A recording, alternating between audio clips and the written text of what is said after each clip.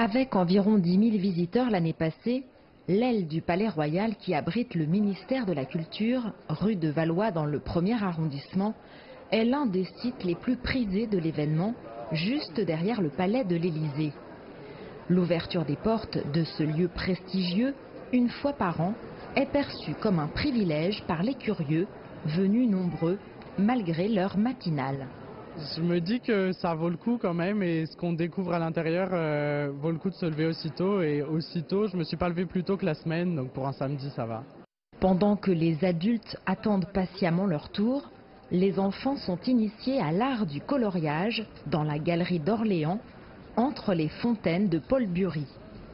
À l'intérieur, une déambulation dans les appartements du ministère permet au public d'admirer les objets et le mobilier que renferment les lieux, le couloir tapissé d'une œuvre de Felice Varini, cette antichambre au décor peint par Pierre Alechinsky, le salon Jérôme ou encore le bureau de la ministre en personne, aux meubles en merisier signé Richard Peduzzi.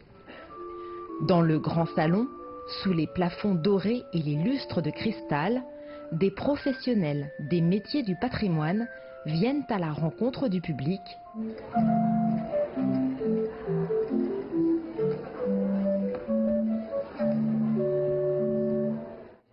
Pour ce facteur d'orgue, ce type d'événement est le moment idéal pour provoquer des découvertes et pourquoi pas susciter des vocations.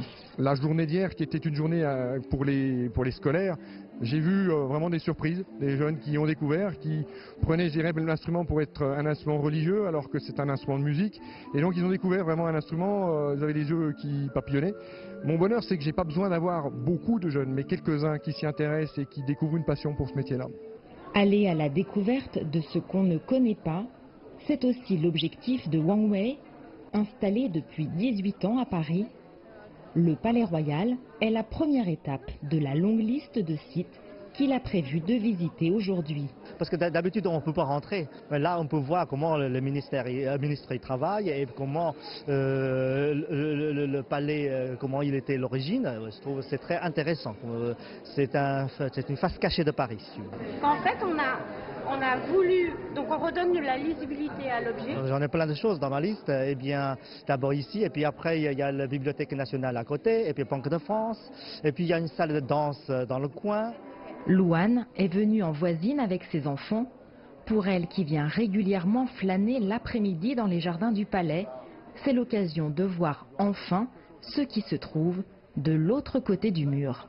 Donc c'est un endroit qu'on visite souvent parce qu'on habite à côté. Donc on vient ici après l'école, mais on n'a jamais eu l'occasion de venir voir vraiment voilà, les étages et ce qui se cachait derrière un endroit qu'on connaît bien pour venir y jouer souvent. Parce que c'est bien d'ouvrir un petit peu ces endroits qui sont secrets, mais qui finalement appartiennent un petit peu à tout le monde, notamment le ministère de la Culture.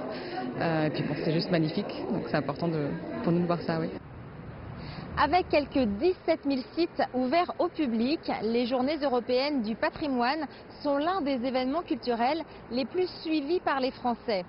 Placées cette année sous le thème du partage, elles sont une occasion rare de découvrir des lieux chargés d'histoire et des savoir-faire d'exception. Jade Charles, CGTN, Paris.